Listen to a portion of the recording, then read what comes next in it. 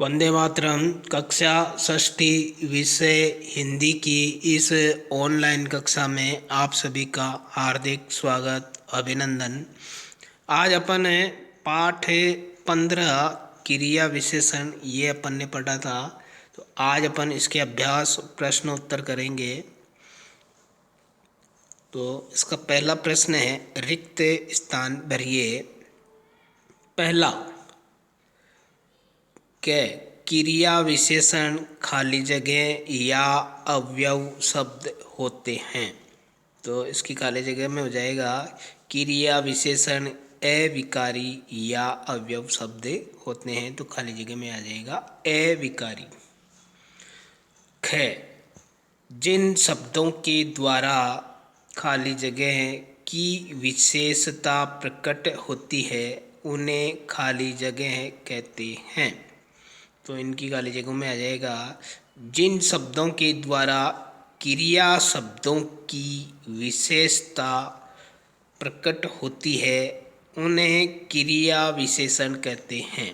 तो पहली जगह में आ जाएगा क्रिया शब्दों और दूसरी खाली जगह में क्रिया विशेषण।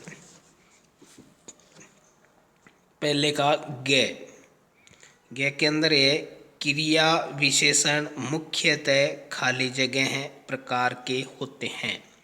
तो इसका उत्तर हो जाएगा, क्रिया विशेषण मुख्यतः 4 प्रकार के होते हैं। तो उत्तर में आ गया 4।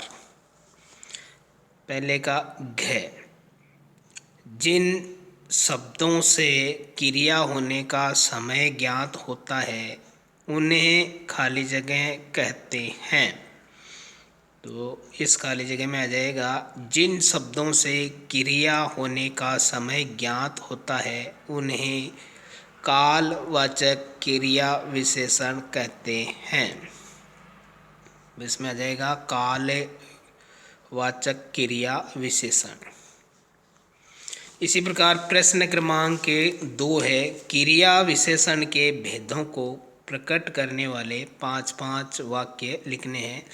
तो यहाँ पर मैंने 2-2 वाक्य बनाए हैं। इसी प्रकार आपको 3-3 वाक्य सबके अंदर बनाने हैं और गृह कार्य के अंदर ये कार्य करना है।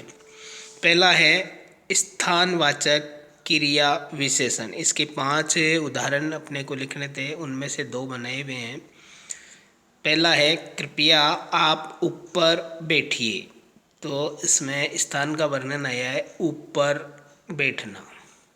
इसी प्रकार दूसरा है, गोपाल वहाँ बैठेगा। तो गोपाल के बैठने का स्थान वहाँ। इसी प्रकार अपने को 3 वाक्य और इसमें बनाने हैं।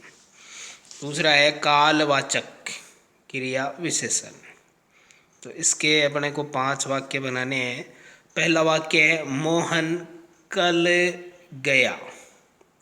तो इसमें काल यानी समय कल आया है। इसी प्रकार दूसरा है, तुम यह लेख अभी लिखो, यानी तुम यह लेख अभी लिखो। तो इसमें भी समय अभी आया है, काल अभी आया है। इसी प्रकार अपने को 3 वाक्य इसमें भी और बनाने हैं। तीसरा है परिमाणवाचक क्रिया विशेषण। इसके पहला वाक्य है, अब थोड़ा पढ़ो, यानी थोड़ा शब्द है जो परिमाणवाचक क्रिया विशेषण के लिए आया है। इसी प्रकार दूसरा है, अब तनिक बैठ जाओ। तनिक है यानी थोड़ा बैठ जाइए। इसमें भी ये परिणामवाचक क्रिया विशेषण है। तीसरा है रीतिवाचक क्रिया विशेषण। गोपाल गांव से पैदल आया।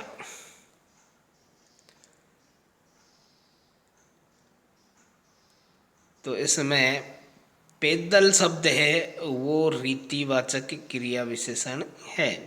इसी प्रकार अंधेरा है, धीरे धीरे चलो। तो इसमें भी ये आया है, धीरे धीरे जो चलने की गति है का संपादन हो रहा है रीति से, तो इसलिए ये रीतिवाचक क्रिया विशेषण के 2 उदाहरण है। अपने को इसमें 3-3 उदाहरण और बनाने हैं और ये कार्य गृह कार्य में करना है। अब आज अपन आगे की कक्षा में पढ़ेंगे पाठ 16 है अन्य अवयव शब्द। पाठ 16 है अन्य अवयव शब्द। क्रिया विशेषण शब्दों की तरह ही अन्य 3 भेद अविकारी शब्दों के और होते हैं। उनके अंतर्गत आने वाले कुछ अवयव शब्द निम्नानुसार हैं। वो है समुच्चय बोधक अवयव।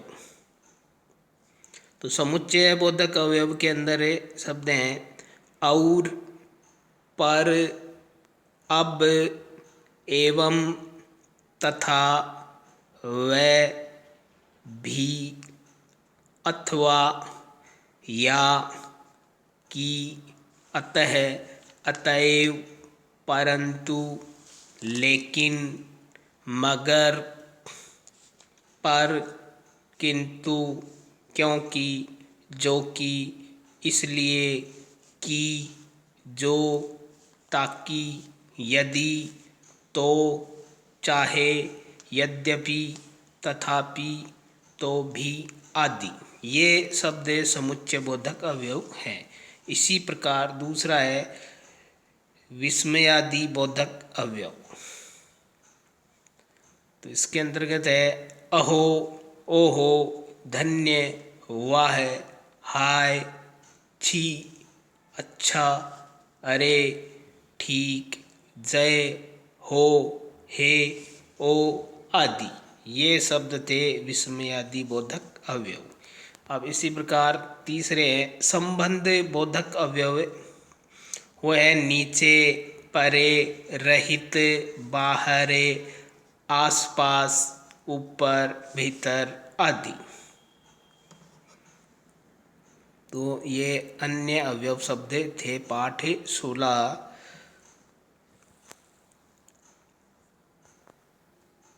तो आज अपन इस कक्षा के अंदर यहाँ तक पढ़ेंगे। धन्यवाद।